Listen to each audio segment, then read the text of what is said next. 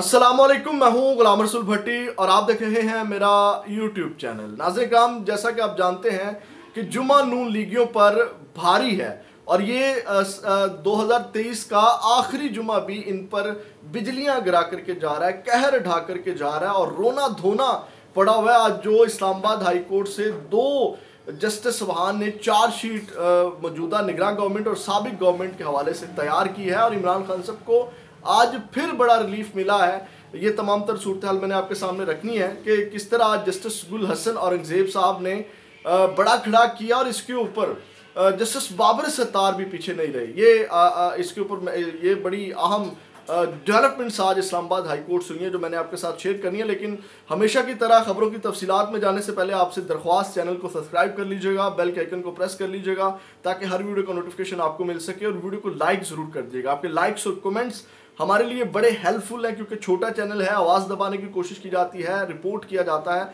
तो आपके जो लाइक्स और कमेंट्स हैं ये उस असर को ज़ाहिल कर देते हैं। तो ये आपकी बहुत बड़ी मदद है कह लें कि मेरे लिए। नाज़रीन, खबरों की तरफ आते हैं जो बड़ा रिलीफ, और मैं इसको चार्जशीट किस सेंस में कह रहा हूँ ये भी आपके सामने मैं रखूँगा कि आप भी समझेंगे कि वाकई एक बहुत बड़ी चार्जशीट है मौजूदा और साबिका हुकूमत के हवाले से। नाज़रीन, जस्टिस बैरिस्टर गौहर ने जो है वो कल इस्लामाबाद हाई कोर्ट में एक दरख्वास्त दी थी, आपको पता है कि टिकटों के हवाले से जो है।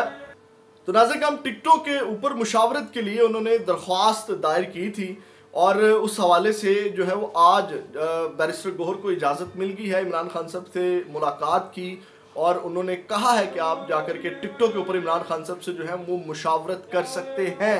अब इसके ऊपर जो रिमार्क्स है वो बड़े अहम आए हैं। जो चार्जशीट की मैं बात कर रहा हूँ, मैं तो इसको चार्जशीट समझता हूँ मौजूदा और साबिका गवर्नमेंट के हवाले से।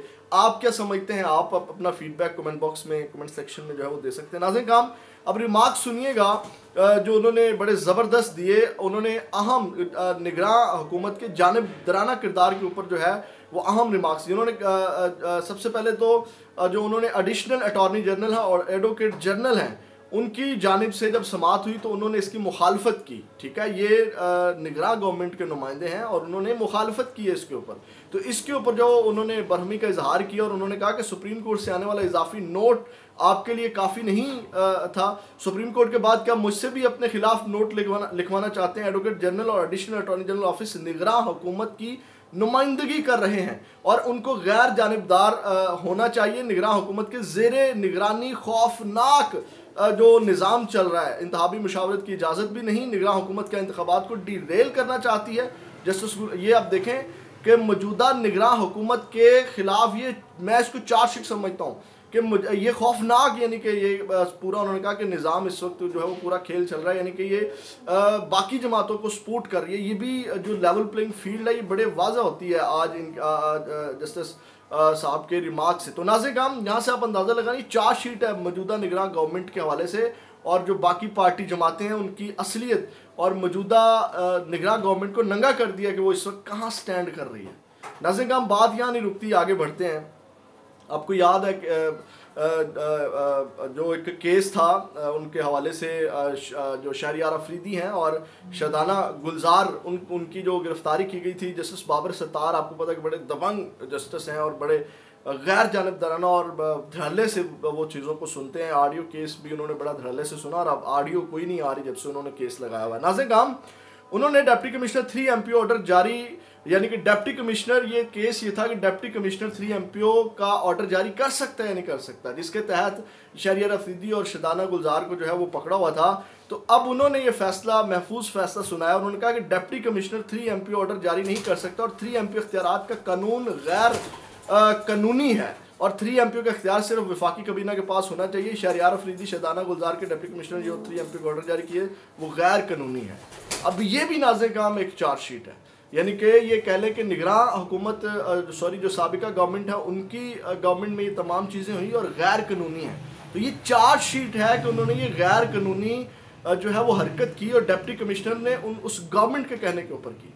तो आप ये अंदाज़ा लगा सकते हो वाकई गैर कानूनी। आप अंदाज़ा लगा लें 3 MPO का कानून क्या है। मैं एक DC ऑफिस में जाता हूँ, मैं DC को पसंद नहीं आया कर दो जी इसको 1 माह 2 माह के लिए नज़रबंद कर दो, ये इंतशार फैला रहा था, इसकी वजह से जनाब जो अमनो अमान के हालात हैं वो डिस्टर्ब हो जाने थे, तो इसको अंदर कर दो।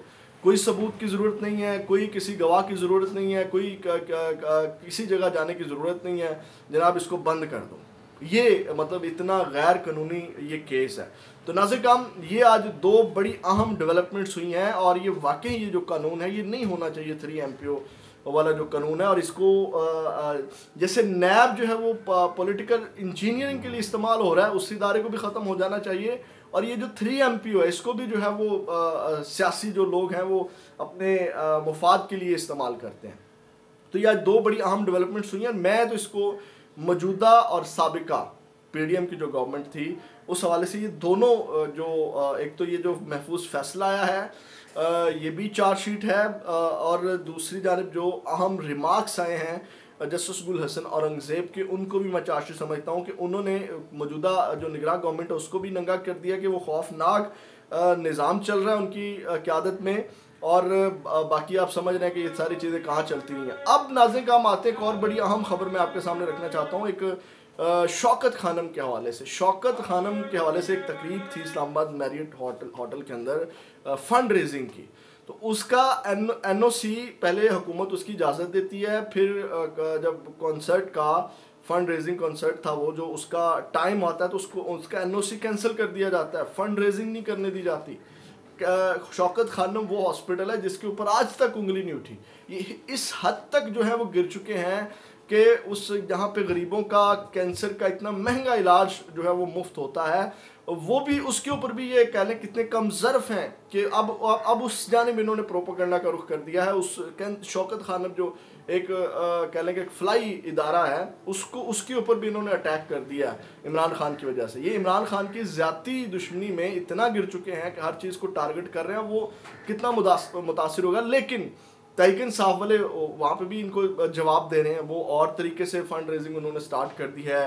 वो उनकी वेबसाइट पे जाके उनके अकाउंट्स में पैसे भेज रहे हैं। एक SMS है जो 770 पे भेजते हैं, वो 20 रुपीज़ आपके कट जाते हैं जितनी बार भी आप सेंड करेंगे। तो मुख्तलिफ तरीक़ों से फ़ंड रेजिंग उन्होंने स्टार्ट कर दी और इनके मुंह पे एक बहुत बड़ा तमाचा उन्होंने मार दिया।